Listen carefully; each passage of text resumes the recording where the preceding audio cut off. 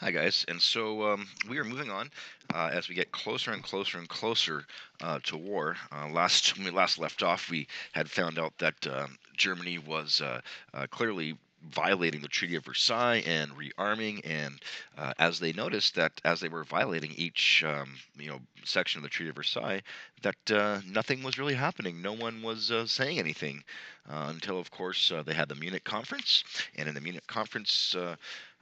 Neville Chamberlain of Britain said that Hitler can take the rest of Czechoslovakia as long as he promised not to take anything else and had declared peace in our time. Well, obviously, that was not at all the case. So we know that at one point, Hitler invades the rest of Czechoslovakia. And then the USA also starts to sell bombers to France. So the USA is getting more and more involved now. um, Hitler signs a non-aggression pact with the Soviet Union, and this is a surprise because, as we know, historically, communism and, of course, Nazism are arch enemies. And then, as we know, Hitler began to plan and eventually will invade Poland. And that'll be the final thing that actually kicks off the war when actually, eventually, France and Britain say, look, okay, enough is enough. And that's what's going to cause them to actually get involved in the war when Hitler does invade Poland. So Hitler invades Poland, and the reason why this is important is because with the non-aggression pact, Hitler did not have to worry about attack from the Eastern Front. Now, remember back to World War One.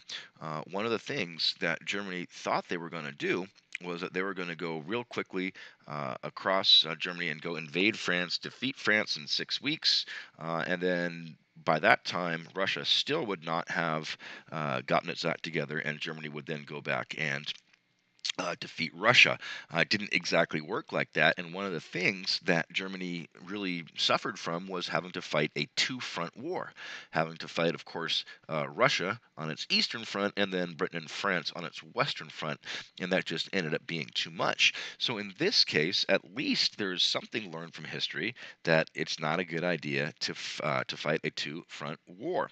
And so with this deal, this non-aggression pact signed between Hitler and Stalin, the Soviet Union gets half of Poland and the Baltic states, which we now know are Estonia, Latvia, and Lithuania, which border, of course, on the Baltic Sea.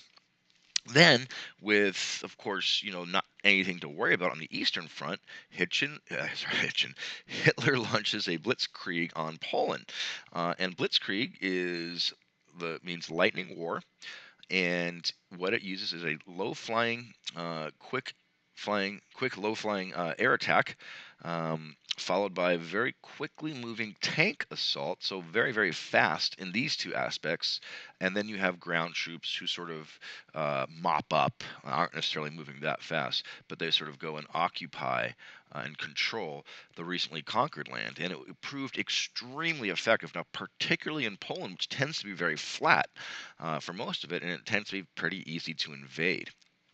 Well, after Hitler invades Poland, Britain and France finally declare war.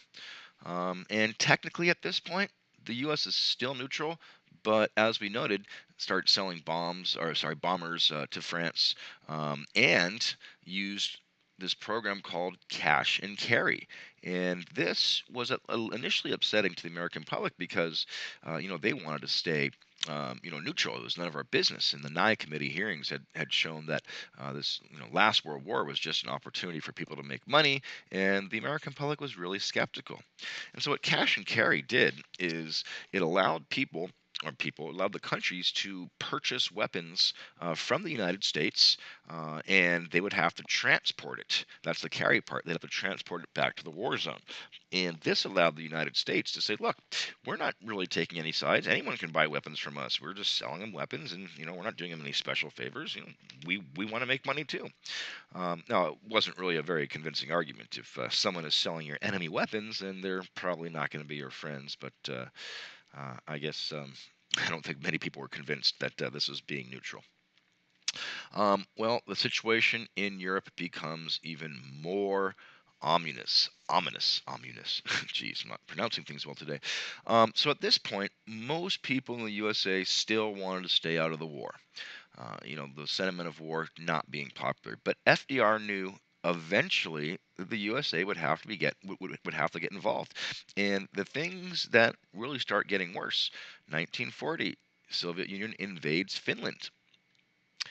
Then the same year, Germany invades Denmark, Norway, the Netherlands, Belgium, and France. And this is pretty bad. And things went so poorly for the rest of the Europeans and so well for the Nazis. And you probably, well, there was a movie, I guess, 2 years ago now. Maybe you saw it already, Dunkirk. German troops they're so successful, they're able to corner French and British troops at Dunkirk, which is right on the ocean. They're right on the English Channel. And in when the movie was about, so I hope if you haven't seen it, I hope this is not a spoiler. But the whole story about that is how troops were able to, hundreds of thousands of troops were able to escape across the English Channel and be safe in England, and literally using every single boat that was available, from fishing boats to rowboats to commercial boats, everything.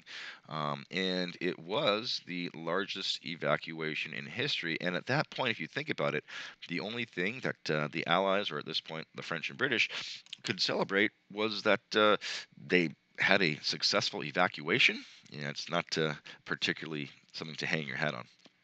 And so, um, unfortunately, it ends up being that Britain ends up being all alone, because 1 week after Dunkirk, Germany occupied France. And by the way, this right here would be the English Channel, right through here. And a new government, since Germany is now technically in control of France, a new government called Vichy France was formed and began to collaborate with Germany. So you see, this part is where Germany is controlling these parts of France. This part is what they would say is the independent France, Vichy France. And independent is an interesting word, because it certainly was what we would call a puppet government. And that means that technically, I suppose, they are their own government, but for all intents and purposes, they are controlled by, in this case, the foreign government of Germany. And on June 22nd, 1940, France officially surrenders to Germany. And now Britain's all alone. It's just Britain, and the rest of Europe is under either German control, Italian control, or the Soviet Union, which is sort of just out of it right now because they have a non-aggression pact with Germany. So Britain's all alone. Surrender of France left Britain alone to face the Germans and the Italians. At this point, the German Luftwaffe, or Air Force, began this ruthless campaign of bombing cities and industrial centers in Britain. And this was known as the Battle of Britain. Very important. And you can see, I mean, these are, there's the double-decker bus, and, just this gigantic crater just right in the middle of the street. And this picture here is where people are hiding in what they call the tube, the underground, or of course we'd refer to as the subway, for protection during these bombing raids. Well, as things got worse and worse and worse, the USA realized, okay, we have to become more involved, or this is going to be even more of a disaster than it is. Selective Service Act passed. The first peacetime draft in September 1940. Now, of course, peace is technically, we were not at war, so I guess it would be peace, but the writing was on the wall. We had 16 million sign up. And the USA at this point said, look, we're going to help Britain win the war by being the arsenal of democracy. We're going to supply them with all the weapons and tools they need to be successful and promote democracy. And the USA then changed its cash and carry program to the Lend-Lease program.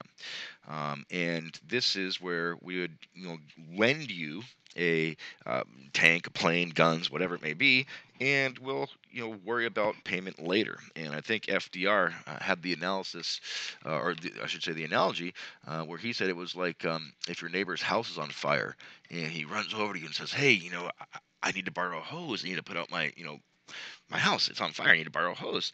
And you say, of course, anything. No problem. Let's go do.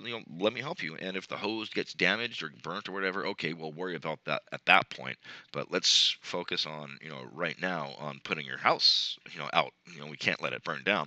And that was the sort of the attitude with the Lend Lease program, where we'd loan war material to Britain, and if it got destroyed, let's worry about that after, after the house has been put out and it's no longer on fire. All right. Thank you so much.